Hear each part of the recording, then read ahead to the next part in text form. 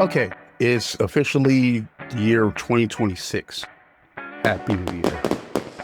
And all through 2025, at least the latter half, we were told this year was going to be the year of the Linux distro. So is that true? If you've been following my Linux journey, you know that I started out on Chromebook and just have like limited experiences on that platform.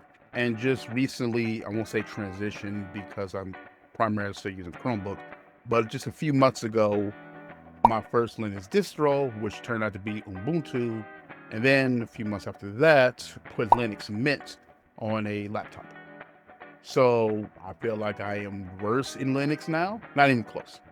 But it has me curious, is Linux going to get more adoption or mainstream when people say the year of the Linux? And while I believe that 2026 will see major growth when it comes to Linux platforms, I'm not sure if it's going to be done. So will 2026 be the year of the Linux?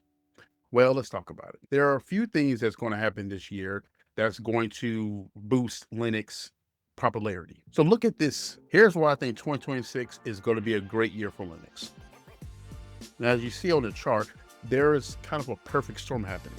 It's not all perfect. There are some things that's actually going to hinder Linux. But overall, I think we're going to end 2026 stronger in Linux than we did prior. One of the things that's going to push people toward Linux is people leaving Windows. As Microsoft has made some decisions that have made its users very unhappy. The primary is unsupporting Windows 10. Perfectly good PCs are either going to be recycled or doomed for e-waste because the mandate to upgrade to Windows 11 as they stop security support for Windows 10. I will say intrusive AI. Now, AI, every company is using AI, at least in some parts. But Microsoft's implication seems to be the worst of it, as this Copilot just shoved on you, and it really rubbed a lot of users the wrong way. Who knew that the best ambassador for Linux would be Microsoft? Also, Linux is going to rise dramatically in popularity in no small part than Valve's Steam Machine and Steam Frame. But let's talk about the Steam Machine. I've always thought that one of the reasons that it's just hard for Linux to get moving, especially in the mainstream, is people can't find it.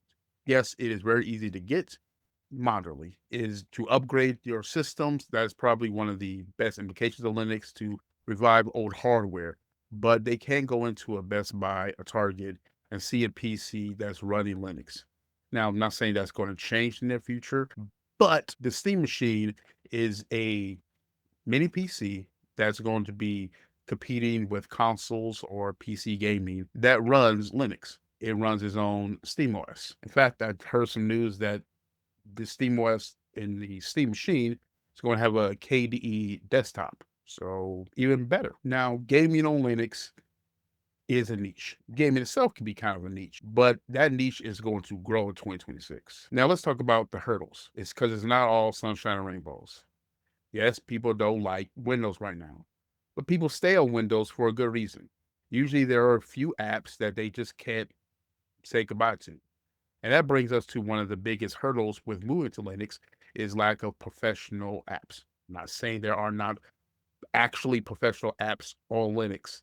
I know about Kdenlive. I know, and a lot of good editors on Linux, but Kdenlive is what I started with. Shotcut is also a good one, and there are several others. Photoshop alternatives. A lot of people don't want Photoshop alternatives. They simply want Photoshop. And Adobe doesn't look like they're in any hurry to make Linux support. I've heard there's some hacky ways, maybe like in virtual machines, in order to use Photoshop on Linux, but that's not really going to cut it for most people. Although I've heard about Affinity Photo adding Linux support. In fact, some people are already running it on their Linux systems now. So that will greatly help. And back to the gaming, there are some games that are not going to run on the Steam Machine. Now, Linux gaming has come a long way in a few short years because of their Proton translation layer. People are running games that were made for Windows on Linux as if they were native to Linux. But there's still some games that have a anti-cheat on that basically, as I understand it, needs to go into the kernel of your machine to make sure you don't have cheat software. And for security reasons, Linux does not allow that. So they just don't have Linux support. And that's big games like Destiny 2, which is one of my favorites, Call of Duty, and a lot of competitive like games like that are not going to run on Linux. And that's a big hurdle for a lot of people. Now, my prediction, a lot of people will try the Steam machine. Some people will go away from it because they can't play their favorites on there. But hopefully enough people would be on the platform to mandate a support from those larger companies. Another hurdle for Linux would be the fragmentation. When people look up Linux, they're going to be bombarded by distros, customization, and might get lost in just how many choices they are, mainly iPhone users.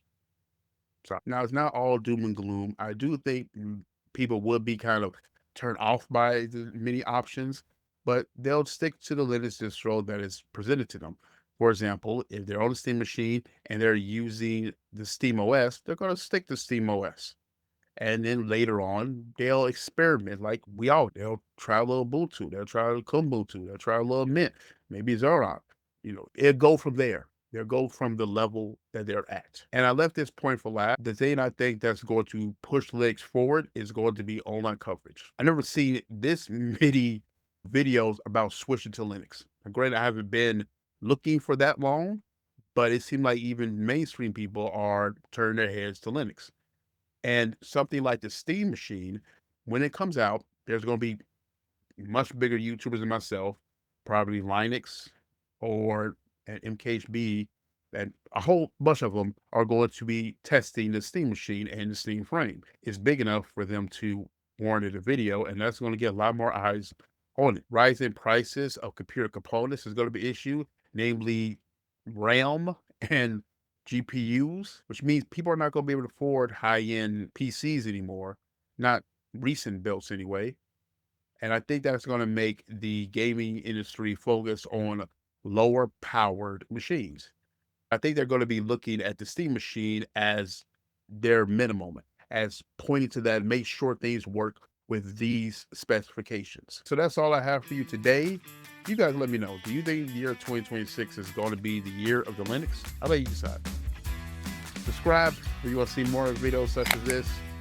And that's all I got. Take care.